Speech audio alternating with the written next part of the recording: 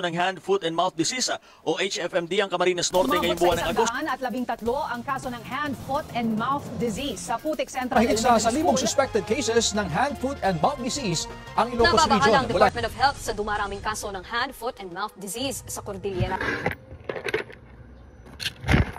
Ang hand, foot, and mouth disease or HFMD ay isang highly contagious viral disease na madalas naman ay self-limiting.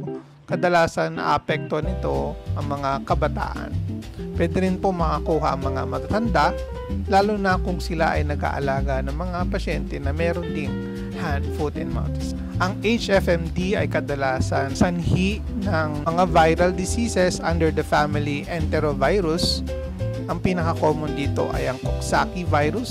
Base naman sa pangalan nito, ang kadalasang simptomas ng HFMD ay lagnat, ubo, sipon, may rashes na nakikita sa bunganga, sa kamay, sa may paanan, at pwede rin sa gilagid or loob ng bunganga. Paano natin maiwasan ang HFMD?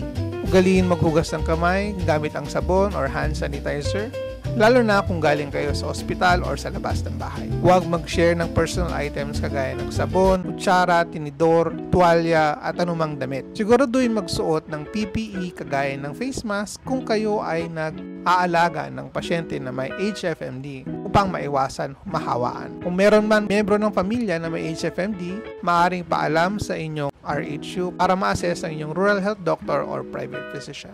Para sa iba pang karagdagang impormasyon, tumutok lang sa mga susunod na video.